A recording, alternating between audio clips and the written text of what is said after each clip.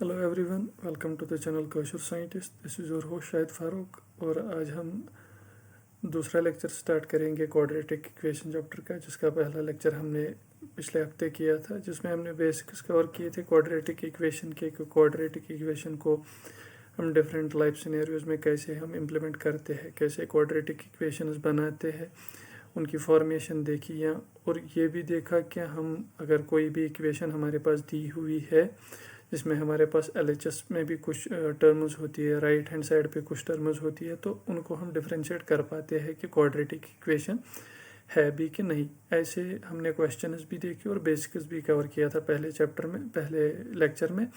तो आज का जो लेक्चर है, हमने पहले लेक्चर में आपको बोला था कि हम अभी तो क्वाड्रेटिक इक्वेशन को बनाने की वो कर रहे हैं, लेकिन आगे आने वाले लेक्चर्स में हम सॉल्यूशंस पे बेस्ड वो लेक्चर लाएंगे। तो आज का जो लेक्चर है, it will B mainly focusing on the solution of the quadratic equation. तो क्वाड्रेटिक इक्वेशन का हमें पता है कि ऐसी एक इक्वेशन जिसका हमारे पास जो डिग्री होती है that is of 2। For example, अगर मेरे पास जनरल कोई इक्वेशन मैं लूँ क्वाड्रेटिक इक्वेशन की, that is x square plus B x plus C equal to 0। This is my general form of a quadratic equation. अब सॉल्यूशन का मतलब क्या होता है? देखिए, मेरे पास जो ये लेफ्ट हैंड साइड पे दीज 3 टर्म्स जो मेरे पास है, अगर मैं इस x की जगह कोई भी वैल्यू डालता हूँ जो मुझे सेटिस्फाई करेगा इसको, दैट मीन्स कि अगर मेरा LHS का वैल्यू उसके बाद 0 आता है, तो मैं बोल सकता हूँ कि ये जो वैल्यू होगा x का, वो इस क्वाड्रेटिक इक्वेशन का रूट कहलाता है, या जिसे हम सॉल्यूशन भी कहते हैं। तो एक बात हमें याद रखनी है, रियल नंबर a, और एनी आप इसको कोई लाइक अल्फ़ा भी नाम दे तो भी कोई फ़र्क नहीं पड़ता। Real number a is called root of the quadratic equation x square plus B x plus C equal to 0 where a is not equal to 0। ये हमारे पास क्वाड्रेटिक इक्वेशन है और अल्फ़ा कोई नंबर है, तो ये अल्फ़ा इस क्वाड्रेटिक इक्वेशन का रूट तभी कहलाएगा जब दिस ए स्क्वायर, मतलब x की जगह जब हम a इनपुट करेंगे इस इक्वेशन में, प्लस बी ए प्लस सी, जब ये भी 0 के बराबर होगा, तब जाके बोलूँगा मैं कि a is the solution of the quadratic equation. तो इस तरीके से हम सॉल्यूशंस निकालते हैं। अभी हमने देखा कि सॉल्यूशन किसे हम कहते हैं या root of a quadratic equation किसे कहते हैं। आगे हम देखेंगे कि कैसे हम इस का वैल्यू भी निकाल पाएंगे जो वैल्यू सेटिस्फाई करेंगे कि हमारी क्वाड्रेटिक इक्वेशन का ये रूट है भी कि नहीं। तो we can say that x equal to a is solution of quadratic equation or that a satisfies the quadratic equation। अब अगर मेरे पास यही x का वैल्यू जो a आया था, जिस पे मेरा LHS और RHS दोनों मैच कर रहे थे, तो उस टाइम पे मैं बोल सकता हूँ कि ये इस क्वाड्रेटिक इक्वेशन का क्या है, इट इज़ द सॉल्यूशन। या बोल सकते हैं कि a जो है ये सेटिस्फाई कर रहा है इस वाली क्वाड्रेटिक इक्वेशन को। और एक बात हमने लास्ट वाले लेक्चर में भी सीखी थी कि क्वाड्रेटिक इक्वेशन क्या होती है। जब हम किसी क्वाड्रेटिक पॉलिनॉमियल को 0 के इक्वेट करते हैं, तो हम बोलते हैं ये क्या बनती है, हमारी क्वाड्रेटिक इक्वेशन बनती है। तो इसका मतलब यह है कि अगर मैं किसी क्वाड्रेटिक पॉलिनॉमियल जो मेरे पास है x square plus B x plus C, उसके जो ज़ीरोज़ मेरे पास होंगे और जो quadratic equation x square plus B x plus C equal to 0 है, उसके जो रूट्स होंगे वो दोनों सेम ही होंगे। तो पॉलिनॉमियल और इक्वेशन के जो रूट्स है या ज़ीरोज़ कहलाते हैं, वो दोनों सेम ही होंगे। तो एक और बात याद रखनी है, we have found the roots of x square b x plus C equal to 0 by factorising it into 2 linear factors and equating each factor to 0। अब हमें मेरे पास जो क्वाड्रेटिक इक्वेशन दी गई है x square plus B x plus C equal to 0, ये मेरे पास क्वाड्रेटिक इक्वेशन है। और मैंने बोला कि अगर alpha x equal to alpha is some number which satisfies this equation. इसका क्या मतलब कि जब मेरे पास ये LHS का वैल्यू भी 0 आएगा, कब? जब मैं x की जगह अल्फ़ा पुट करता हूँ। तो ये मैं कैसे निकाल पाऊंगा ये x इक्वल टू अल्फ़ा का वैल्यू, मतलब अल्फ़ा का न्यूमेरिकल वैल्यू क्या होगा, ये मैं निकाल सकता हूँ। एक पहला मेथड जो है, हम क्या करेंगे, हम इस क्वाड्रेटिक इक्वेशन को फैक्टराइज करेंगे। हम इसको लीनियर फैक्टर्स की टर्म्स में लिखेंगे it will be the product of two linear factors and उनको हम इक्वेट करेंगे ज़ीरो। तो मेरे पास जो पहली टर्म है पहले मैं उसको इक्वेट करूंगा ज़ीरो के, और फिर जो दूसरी टर्म आएगी उसको भी ज़ीरो के इक्वेट करूंगा, तब जाके मुझे x के दो वैल्यूज़ आएंगे जो सेटिस्फाई करेंगे किस, इस वाली क्वाड्रेटिक इक्वेशन को। तो जैसे एग्जाम्पल से हम सीखने की कोशिश करेंगे। जो मेरे पास एग्जाम्पल है, it is 2x² minus 5x plus 3 equal to 0। ये मेरे पास क्वाड्रेटिक इक्वेशन दी हुई है। तो हमें इसके जो है सॉल्यूशन निकालना है या रूट्स निकालने हैं। तो वो हम कैसे निकालेंगे, देखिए हम मिडल टर्म को स्प्लिट करेंगे ताकि मेरे पास जो है ये 3 की जगह 4 टर्म्स आ जाए, फिर मैं दोनों में से कुछ कॉमन निकाल के इसको लीनियर फैक्टर्स की फॉर्म में लिख सकूं।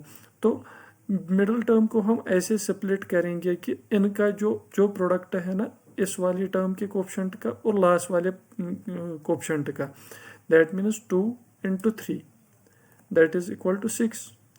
तो 6 को मुझे ऐसे ब्रेक करना है ताकि मेरा जो फाइनल आंसर आए दैट इज 5, उसका क्या, वो उसका सम 5 के बराबर आए और प्रोडक्ट 6 होना चाहिए।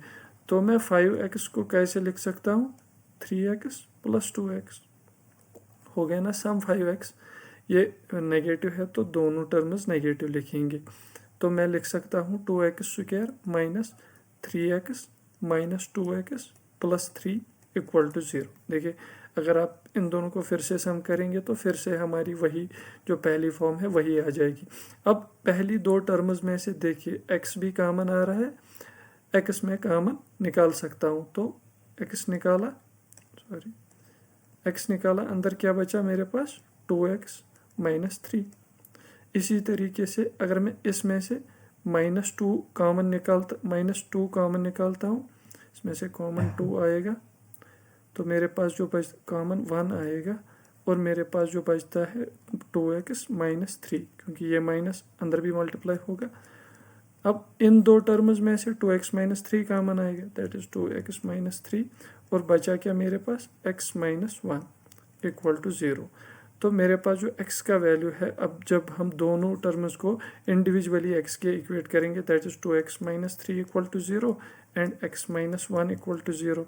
तो जो वैल्यूज आएंगी that is x is equal to 3 को राइट हैंड साइड में लेंगे -3 को, तो ये बन जाएगा 3/2, और x का वैल्यू दूसरा जो आएगा दैट इज इक्वल टू 1। तो मेरे पास x के दो वैल्यूज आते हैं जो इस वाली इक्वेशन को सेटिस्फाई करेंगे। तो मैं बोल सकता हूँ these x equal to 3/2 and x equal to 1, these are the roots of my quadratic equation. जो मेरी ये इक्वेशन a दी हुई थी, तो इसके जो दो रूट्स मेरे पास आए, या हमने पॉलिनोमियल्स में भी पढ़ा था कि किसी भी पॉलिनोमियल ऑफ डिग्री n के मैक्सिमम n रूट्स हो सकते हैं, n से कम हो सकते हैं लेकिन एट मैक्स n के बराबर हो सकते हैं। तो क्वाड्रेटिक में हमारी डिग्री 2 होती है, तो एट मैक्स हमारे पास 2 रूट्स या 2 सॉल्यूशंस हो सकते हैं। इसी तरीके से मेरे पास ये जो क्वाड्रेटिक इक्वेशन थी, तो इसके हमारे पास 2 रूट्स आ गए, एक था x इक्वल टू 3/2 और दूसरा आया x इक्वल टू 1। इस तरीके से हम फैक्टराइज करके किसी भी क्वाड्रेटिक इक्वेशन का जो है रूट्स निकाल सकते हैं। इसी पे और भी क्वेश्चन हम देखेंगे। और एक क्वेश्चन जो हमारे पास है, find the roots of quadratic equation 6x² minus x minus 2 equal to 0। तो इक्वेशन क्या है, 6x² minus x and minus 2 equal to 0। अब इसमें भी हम मिडल टर्म को स्प्लिट करेंगे तो उसका प्रोडक्ट क्या आना चाहिए, 6 into 2 दैट इज 12।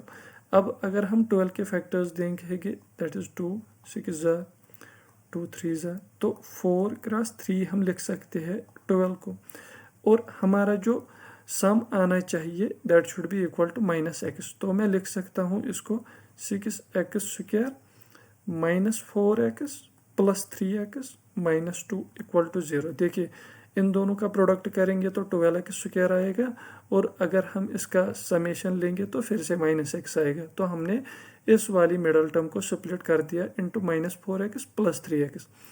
अब पहली दो टर्म्स में से हम क्या कॉमन ले सकते हैं, एक तो 2 निकल सकते हैं और दूसरा x। तो 2x कॉमन निकाला, अंदर क्या बचा 3x माइनस यहाँ पे बचा 2। इसी तरीके से इस वाली टर्म में हम -1 निकाल सकते हैं या +1 निकाल सकते हैं। तो बचा क्या हमारे पास 3x - 2 = 0। अब 3x - 2 3x - 2 दोनों में से कॉमन आएगा 3x - 2। अंदर क्या बचेगा मेरे पास 2x + 1 और दोनों को इक्वेट करेंगे 0 के साथ। तो 3x - 2 को इक्वेट करेंगे 0 के साथ तो बचेगा 3x = 2। दैट मीन्स x = 2/3 आ गया एक वैल्यू।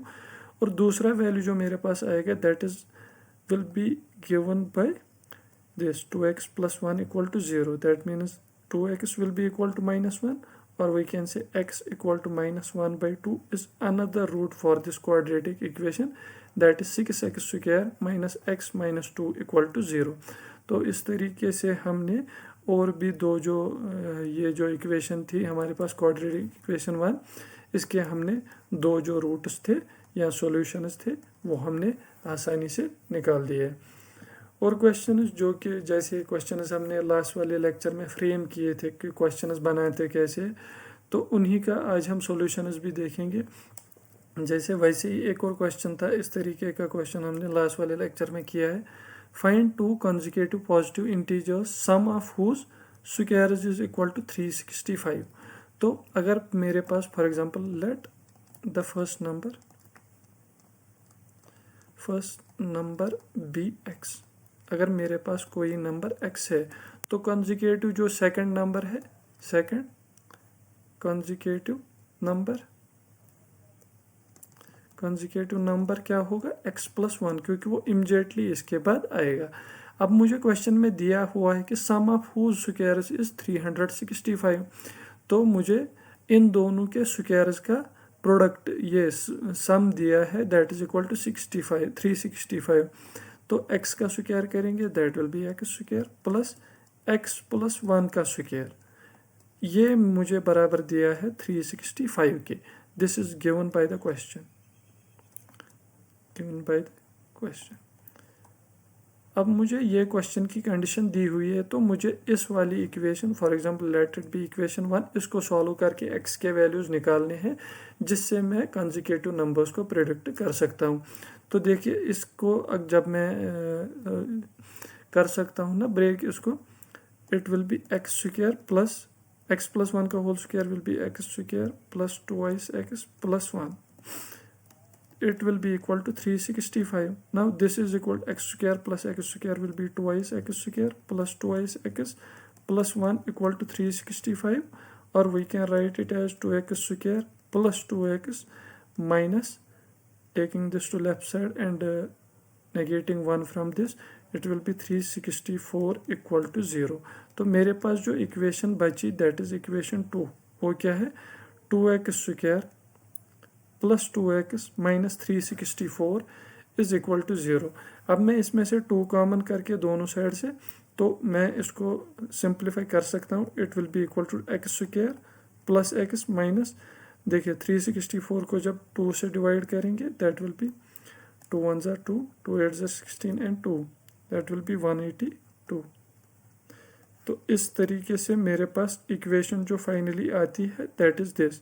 और अब हमें इसी का जो है सॉल्यूशन निकालना है, तो उसके लिए मुझे 182 के फैक्टर्स चाहिए दैट इज 2 × 9 = 18, 2 × 1 = 9 + 1 = 10, 3 × 3 = 9, 4 5 6 7 से होगा multiply that will B 7 × 1 = 7 and 7 × 3 =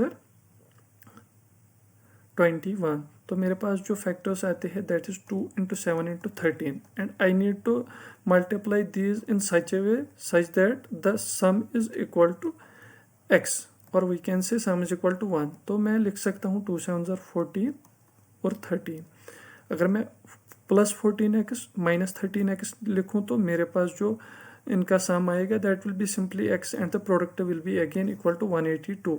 तो मेरे पास जो मैंने इसको सिंप्लीफाई करके मिडल टर्म स्प्लिट कर सकता हूँ, वो मैं कैसे कर सकता हूँ, वो मैं कर सकता हूँ, एक सेकंड ये हटा। तो मैं लिख सकता हूँ इस वाली equation for example this is equation 3 को, equation 3 can be written as x² plus x minus 182 = 0। इसको मैं लिख सकता हूँ ना x square plus 14x minus 13x।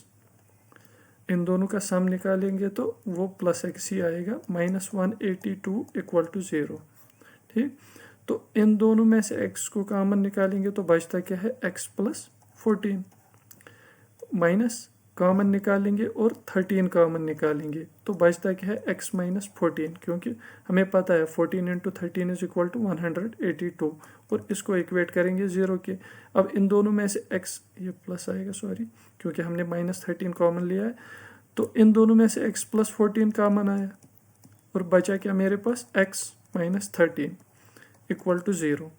अब x के जो वैल्यूज है that will be x plus 14 equal to 0 which gives me x equal to -14, और दूसरा वैल्यू जो है x minus 13 equal to 0 that gives me x equal to 13। अब देखिए find two consecutive positive integers, तो मेरा जो एक वैल्यू है वो नेगेटिव आया है, x का वैल्यू -14 आया, तो मैं इस वैल्यू को डिस्कार्ड कर सकता हूँ, इस वैल्यू को डिस्कार्ड कर सकता हूँ, क्योंकि मुझे क्वेश्चन में दिया हुआ है पॉजिटिव इंटीजर्स का। तो मैं x का वैल्यू 13 लूँगा, तो मेरे पास जो टू कंसेक्यूटिव नंबर्स है, two consecutive numbers that will be 13 and x plus 1 that is 14। These are the two consecutive numbers जो मुझे फाइंड करने थे। और आप देख भी सकते हैं 13 into 14 that is again equal to 182, या जिनका स्क्वायर करके आप 365 भी निकाल सकते हैं। इस तरीके से हमने ये वाला क्वेश्चन भी सॉल्व कर लिया है। इसमें भी पहले हमने क्वाड्रेटिक इक्वेशन को फॉर्म करना है, उसके बाद मिडल टर्म या फैक्टराइज करके हमने x के वैल्यूज निकाले। इसमें हमें पता था कि एट मैक्स 2 वैल्यू निकल सकते हैं, लेकिन चूंकि क्वेश्चन में दिया है पॉजिटिव इंटीजर्स का, तो मैं इस वाले नेगेटिव जो वैल्यू मुझे आया x का, उसको डिस्कार्ड करके खाली पॉजिटिव वैल्यू को एक्सेप्ट करता हूँ। और इस तरीके से हमने दूसरा ये जो सवाल है वो दोनों कंसेक्यूटिव नंबर्स वो भी निकाल लिए हैं। एक और क्वेश्चन हम देखेंगे इसमें भी पहले हम क्वाड्रेटिक इक्वेशन को फॉर्म करेंगे और उसके बाद उसको सॉल्यूशन निकालने की कोशिश करेंगे। तो क्वेश्चन कहता है the altitude of a right triangle is 7 centimetre less than its base. If the hypotenuse is 13 centimetre, find the other two sides. तो मेरे पास for example this is my right angle triangle. अब बोल क्या रहा है क्वेश्चन में, hypotenuse is 13, तो ये मुझे गिवन है कि ये 13 सेंटीमीटर है। The altitude that means this side, for example let it be A B C, that means A C. अब मुझे हाइपोटेन्यूज दिया है that is B C is given to be 13 centimetre and A C is given to be 7 centimeter less than the base. That means we are not given base and not given this altitude. तो मैं suppose कर सकता हूँ late, अगर base को मैं x centimetre लेता हूँ तो मेरी जो ये अल्टीट्यूड या हाइट है इस ट्रायंगल की, it will B 7 centimetre less then it is base, that is x minus 7 centimetre. तो मेरे पास अब तीनों साइड्स का जो है उनका मेजरमेंट है, और मैं यूजिंग पाइथागोरस थ्योरम इसका जो है एरिया निकाल सकता हूँ, या हाइपोटेन्यूज मुझे दी हुई है तो मैं इन दो साइड्स को निकाल सकता हूँ। तो क्या बोलते हैं इसको, by Pythagoras theorem. Pythagoras theorem हमें क्या कहती है, hypotenuse square that is equal to B C square is equal to base square plus perpendicular और अल्टीट्यूड स्क्वायर। बेस क्या है हमारे पास A B plus this altitude is A C.